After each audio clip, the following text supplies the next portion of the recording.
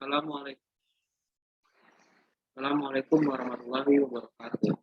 Nah, pada kesempatan kali ini kita akan membahas tentang materi. Apa itu materi? Nah, materi itu adalah segala sesuatu yang memiliki massa.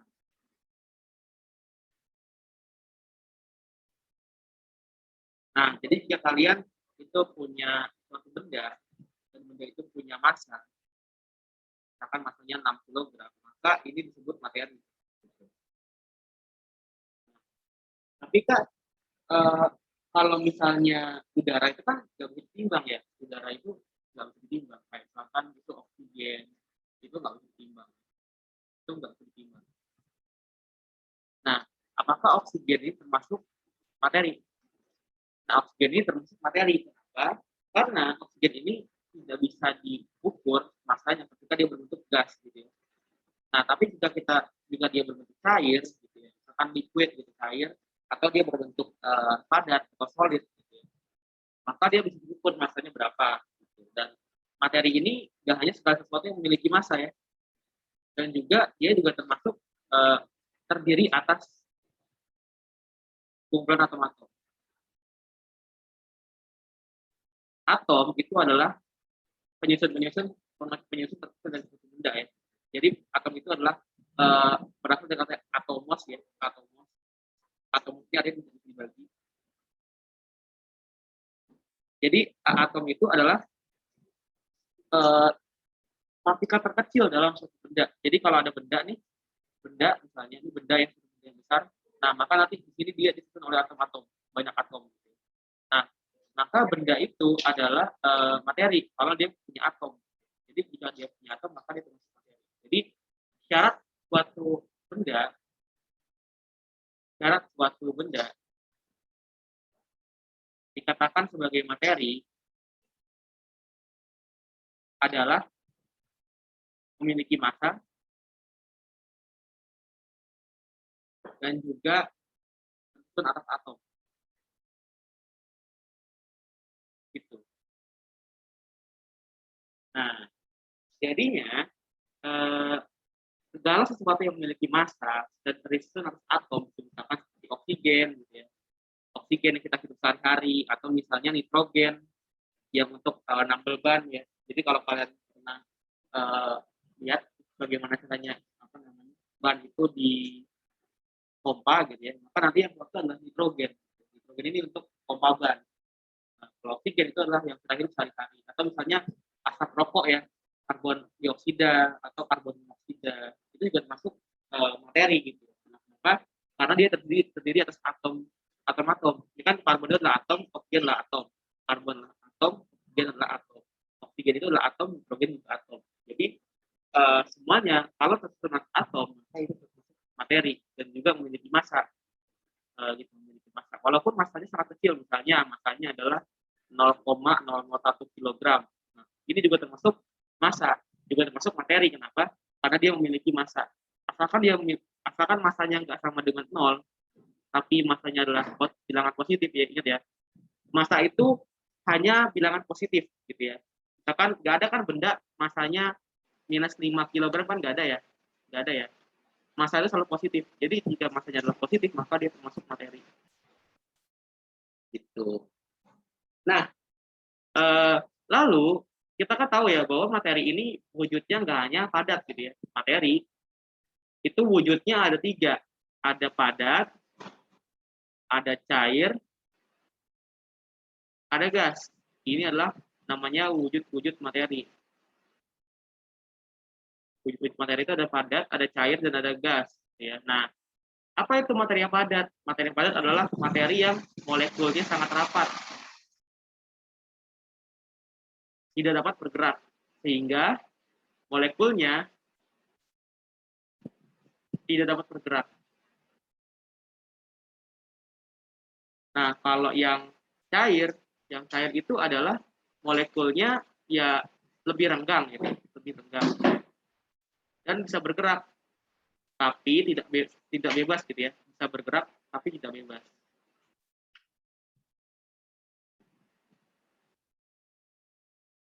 Nah, Kalau gas itu molekulnya sangat renggang gitu ya.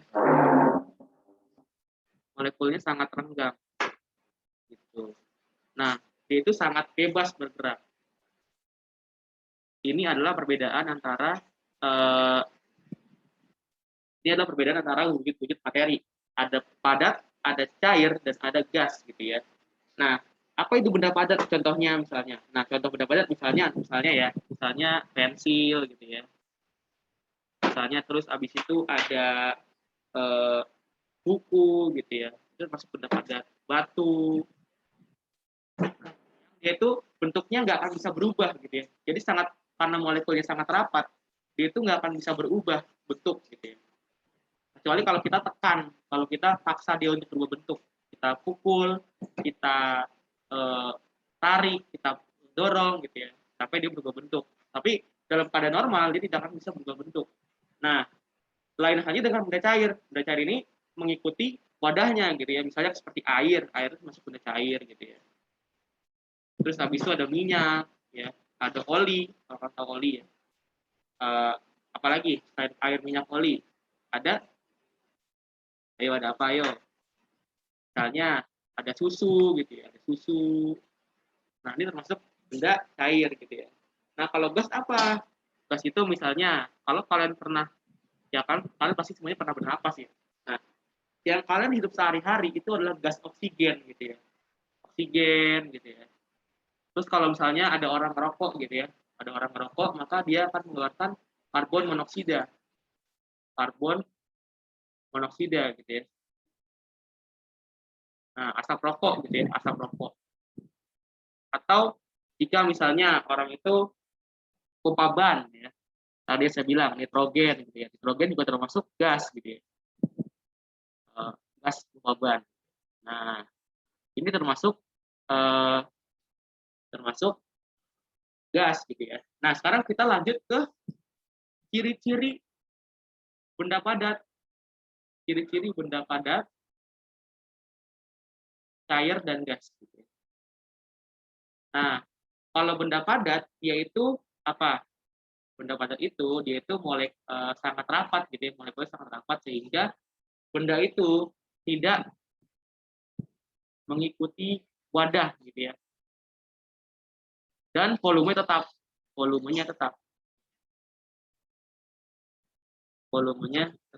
gitu ya. Nah, kalau benda cair itu mengikuti wadah, gitu ya. Dan dia itu volumenya tetap. Kenapa? Karena benda cair itu tidak bisa berubah volumenya. Misalnya kalau kalian punya air ya seliter, ya air itu akan terus seliter gitu ya. Nah itu kalau misalkan ada air 1 liter, maka dia akan 1 liter gitu ya. Lain halnya dengan gas. Kalau gas itu selain dia mengikuti wadah, dan volumenya pun mengikuti wadah gitu ya. Karena dia sangat renggang, jadi dia tidak punya ikatan, dan akhirnya dia itu lepas satu sama lain, dan akhirnya menyebabkan dia itu sangat ringan gitu ya, sangat kemana-mana gitu ya. Jadi gas itu bebas kemanapun gitu, karena dia tidak terikat gitu. Ikatannya sangat renggang, volumenya berubah. Kalau kalian pernah megang pompa gitu ya, kan pompa ya, pompa apa misalnya kalian megang pompa, nah kalau kalian itu tekan pompanya, ini kan isinya gas ya, ini kan isinya gas. Kalau kalian tekan pompanya, apa yang terjadi? Dia akan menipis gitu ya, dia akan menipis gitu. Nah, karena dia menipis, berarti volumenya berubah dong, volumenya berubah. Nah, gas itu volumenya bisa berubah gitu ya, bisa berubah. Nah, gitu. Beda dengan air misalnya. Kalau kalian punya pompa, isinya air gitu ya, maka kalian mau tekan sebagaimanapun, kalau isinya air ya nggak akan berubah airnya. Air itu nggak akan bisa kalian tekan, malah airnya bakal kabur, bakal keluar gitu ya. Tapi kalau gas beda, gas itu bisa ditekan gitu ya. Jadi gas itu bisa ditekan, bisa diubah volumenya, bisa berubah sesuai wadahnya gitu ya. Kalau zat cair bentuknya saja mengikuti wadah gitu ya. Jadi bentuknya aja mengikuti wadah, tapi volumenya enggak. Kalau cair, kalau padat yaitu bentuknya tidak mengikuti wadah, jadi bentuknya tetap gitu ya. Nah, kalau gas itu bentuknya mengikuti wadah, volumenya berubah. Kalau benda cair, volumenya tetap, dan kalau benda padat, volumenya tetap gitu ya. Gitu. Oke. Nah, tahu nggak sih kalian bahwa benda padat itu bisa berubah jadi benda cair, gitu ya. Dan cair itu bisa berubah jadi gas, gitu ya. Dan sebaliknya, gitu. Dan sebaliknya. Nah, kalau begitu berarti ada perubahan wujud, gitu ya. Nah, perubahan wujud. Nah, lihat di sini. Di sini saya punya sketsanya nih. Jadi, di sini kalian bisa lihat ya, di sini ada benda cair, di sini ada benda padat. Nah, kalau benda cair berubah jadi benda padat, itu namanya adalah membeku, gitu ya. Misalnya, peristiwa membeku ya. Jadi pertama ada membeku nih. Membeku itu dari cair ke padat, gitu ya. Nah, misalnya kalian punya air, terus kalian masukin kulkas. Nah, maka dia akan berubah jadi padat, gitu ya. Jadi es batu, gitu kan. Misalkan dari air ke es batu. Atau sebaliknya, dari padat ke cair, gitu ya. Atau mencair. Ya, jadi atau melebur atau mencair ya. Jadi di sini namanya ada dua, ada melebur dan mencair. Gitu ya. Nah, melebur atau mencair. Misalnya, kalian punya es batu, kalian panaskan di wajan. Gitu ya. Es batu ketika kalian panaskan di wajan, maka dia akan berubah jadi air. Dia akan berubah jadi air lagi. Terus apa lagi di sini?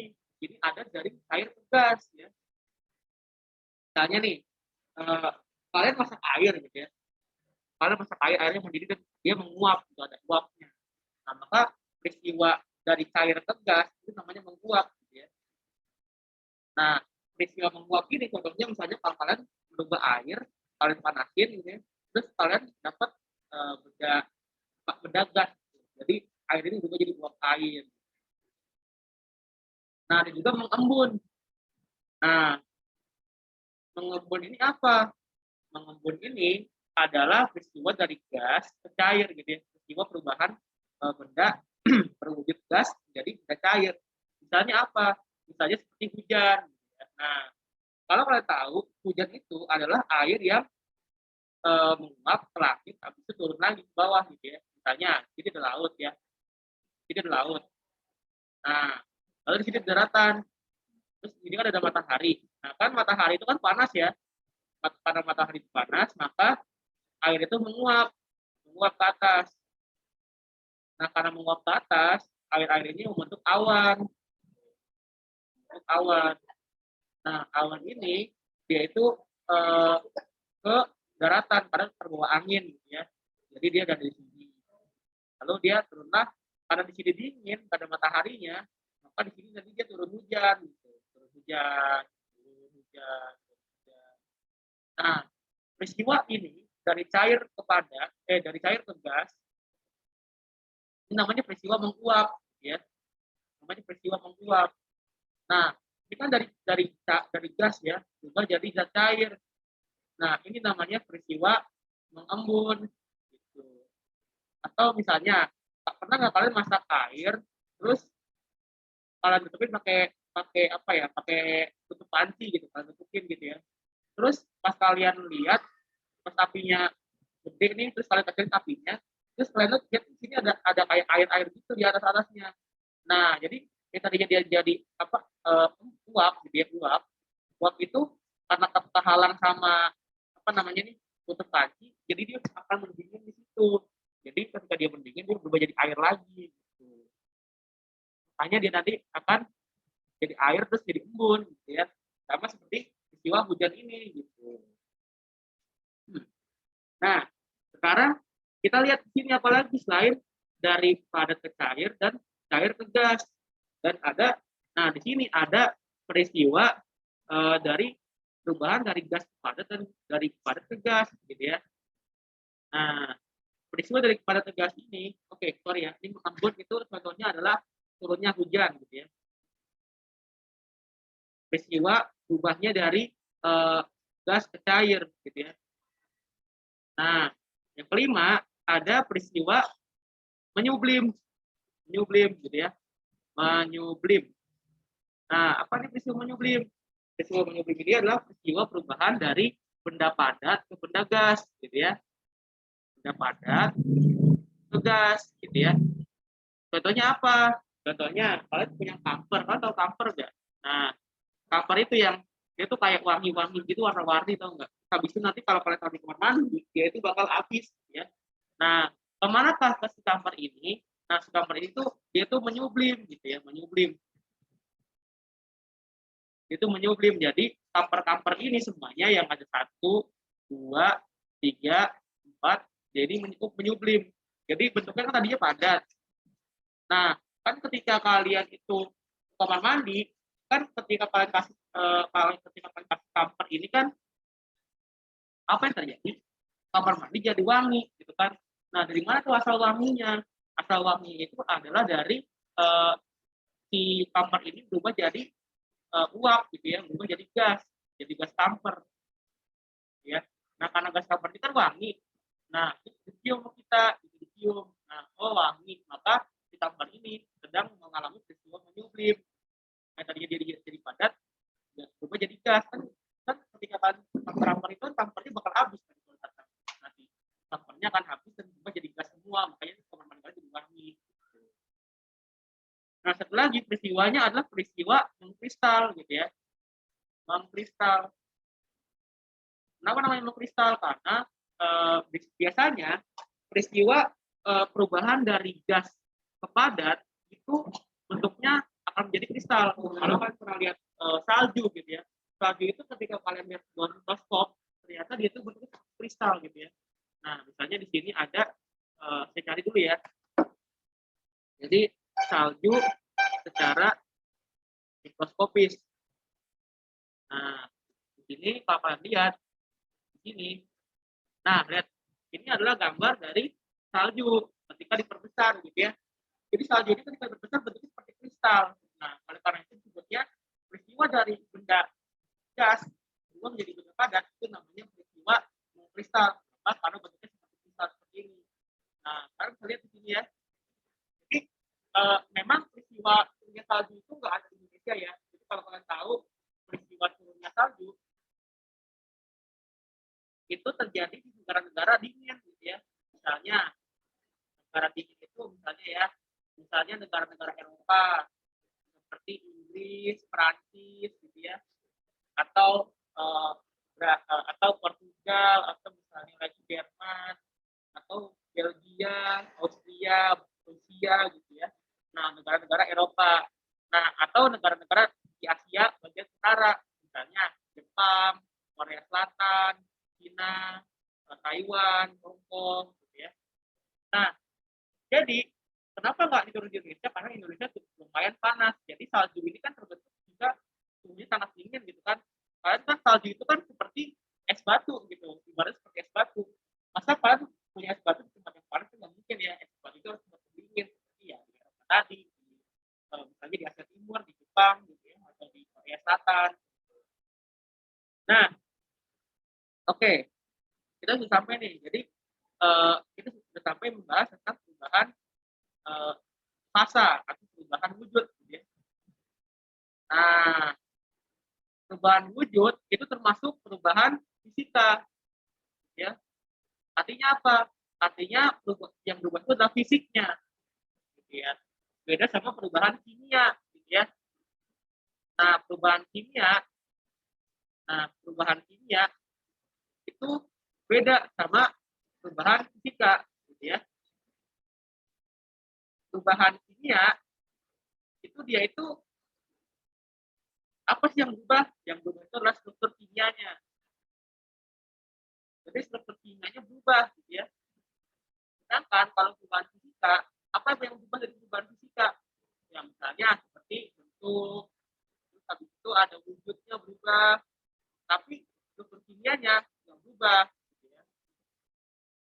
Misalnya gimana tuh? Nah, misalnya seperti gini, kalian punya kayu ini kalian bakar, kan kayunya awalnya kan zat kimianya beda ya. Dan, di sini ada yang namanya 12 gitu ya. Nah, ketika dia dibakar jadi kayu, nah maka di sini kayu ini cuma mengandung karbon gitu ya. Nah, jadi yang tadinya dia itu kayu, terus habis itu kalian bakar jadi hitam gitu kayu jadi hitam ya. Nah, ini bukan lagi kayu, tapi ini adalah arang gitu ya. Nah, arang sama kayu itu berbeda struktur kimianya, maka ini disebut perubahan kimia gitu ya. Atau misalnya perubahan kimia itu seperti misalnya kalian itu membakar bensin gitu ya. Nah, kalau kalian tahu bensin itu adalah C5H apa yo? CH12 gitu ya. Nah, jadi bensin ini akan habis gitu ya. Terus akan habis. Misalnya kan punya motor nih. Motor kalian isi bensin gitu ya. Nah, bensin ini adalah C5H12 gitu ya, bensin. Kalian isi bensin di misalnya suatu pom bensin gitu ya. Nah, kalian isi bensinnya, habis itu kalian kendaraan pakai motor itu, ya enggak? Nah, misalnya motor ya, maaf kalau jelek motornya, hehehe. Nah, sorry, kalau jelek motornya. Nah, misalkan ini ada kalian punya motor, terus kalian motornya kalian isi bensin nih. Nah, bensin itu adalah C5H12. Ketika kalian bawa itu motor, kan dia kan ada asapnya tuh, ada asapnya. Nah, asap ini adalah CO2. Terus kadang-kadang ternyata ketika kalian berkendara, ternyata motor itu ada air-air yang jatuh, jadi ada air-air yang jatuh, ada air di bawah ada airnya. Nah, ini adalah H2O. Nah, pas kalian pakai, ternyata motor itu bensinnya habis. Kemana bensinnya habis?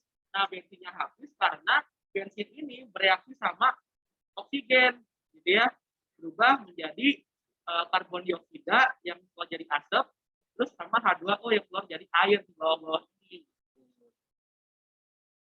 Itu adik-adik. Nah, maka kalau kita ubah persamaannya gini ya, nah ini nggak usah kalian perhatiin. Kalian cukup tahu bahwa bensin itu berubah secara kimiawi gitu.